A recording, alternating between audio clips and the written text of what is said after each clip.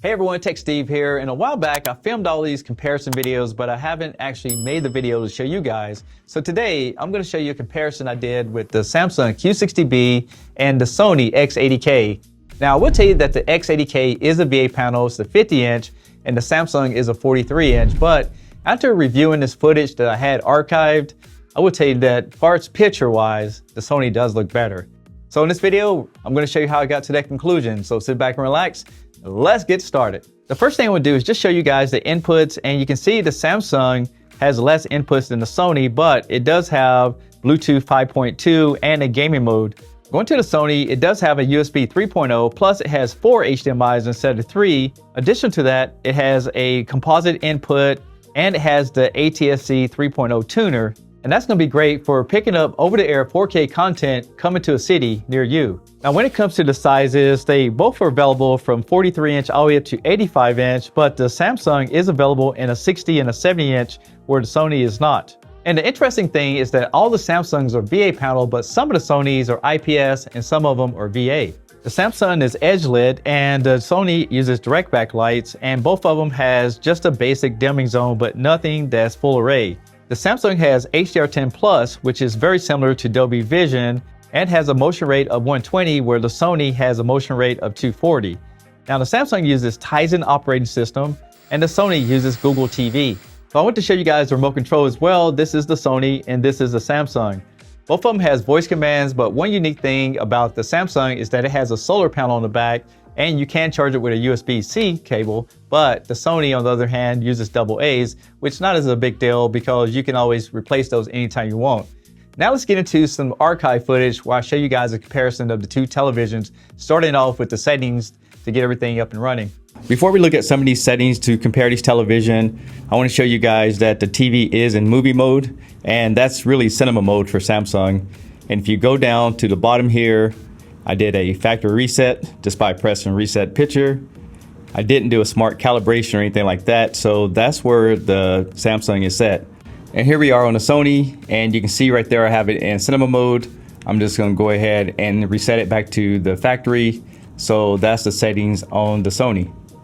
And also what I'm going to do is I'm going to max out my camera brightness to keep both televisions in the best looking picture order. So if one TV is brighter than the other, I'm going to bring everything down. If one is darker, I'm going to bring it up. So that way you can kind of get a better gauge on how good this looks. And before I show you guys the next part, I want to give you a quick disclaimer. This is a recording, so what you actually see in real life or on the demonstration, it's not going to look exactly what you see on this camera. It's just to give you an idea of what one product looks like next to another. Now, we'll tell you, the Samsung does have a feature where you can use your smart device and the SmartThings application to calibrate it, and that's something I didn't do. I just wanted to leave everything at factory, so let's get into it.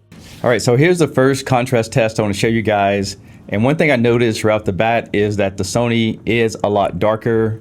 The contrast is much better. I can see the pattern of the checkerboards in the background really good. On the Samsung, on the other hand, in this particular video, has a little bit more of a blue glow to it, plus it's kind of washed out, and the contrast is not as black compared to the Sony. Now looking at this test, it appears that the Samsung has a much better contrast. So this is a little bit confusing because you can see the gray is a lot darker on the Samsung compared to the Sony. Now here we have a uniformity test. Overall, both TVs look pretty decent, but you do see a little bit of vignetting right there in the corners. It's not that bad, but you can see that it does exist. Keep in mind, these are considered budget type TVs because, you know, both of these TVs are less than like $700. And one thing I'm finding here on this test is that the Sony grayscale doesn't look as good as the Samsung. So if you look at the black levels all the way up to the white levels, you can see that the Samsung, definitely the colors are punchy and they pretty much separate completely. Now in this test, I'm going to show you guys some of the white dots that you can get with the contrast of the blackness. And I'm slowly changing the iris on my camera until we get it up to the maximum of my lens. So right now we're f2.8, and you can see the backlights on the Samsung compared to the Sony. And in my opinion, the Sony's definitely doing a better job with the contrast. And here's a star field test. Again, look at that background. So at this point, if I was looking at these two TVs, I'm more likely going to go with the Sony just for the backlights. So I think Sony's done something with their software, because some of the previous models, the motion wasn't that good, in my opinion. And now, looking at the Samsung and the Sony, it looks like the Sony's doing a much better job. So if you look at that top line, that's usually what I use as a reference. And some televisions, that's really jaggedy, but keep in mind, you can go into the settings and change some of that around. All right, let's check out the viewing angles. Over here is the Samsung. This is the Q60B. Over here is the Sony. This is the X80K. So let's go ahead and start moving over to the side. And if you look at the Samsung, look at the viewing angles. Now let's go to the other side just to give it a fair comparison. So they look like about equal from this angle. So again, there's the Samsung, there's the Sony.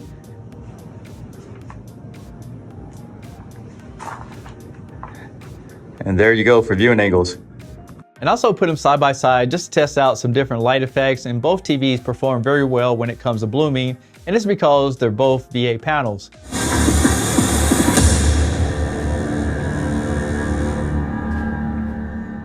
So that's all the footage I had from the archives, and again, I have a few more, and I'll put those together if you like this kind of format.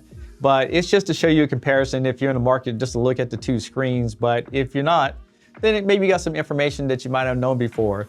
And in the future, I have a lot more videos coming out. I got a few more TVs here in the studio, and we're gonna get ready to get this going. So I'm really excited to show you guys that. But with that being said, the reason I chose the Sony is for some of the logistic reasons. First of all, it has 4 HDMIs instead of 3. Also, I like the fact that it has the next generation TV tuner built in instead of the older style. So if people are using antennas and that comes to your city, next thing you know, you're gonna have this new 4K content with Dolby Audio and some other great features. So that's gonna be something coming soon. Another reason I chose the Sony is because it has a composite input. So if you have a VCR DVD player, with this little $10 adapter, you can still plug those in. And it has a service port. So for people who calibrate, you can plug that in and plug it to your computer with an adapter. You can calibrate the TV very easy. However, the Samsung does use the SmartThings application, and you can use your smartphone to calibrate it, kind of like the Apple TV. But I'm about to show that demo for you guys, and you'll see which one looks better for you, because these reviews are all about you.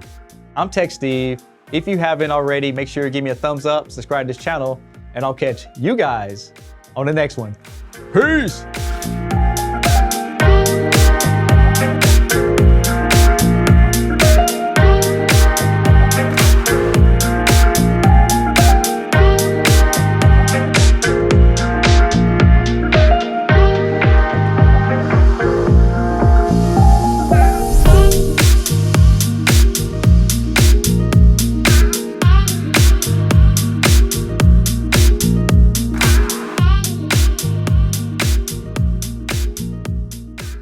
Tech Steve.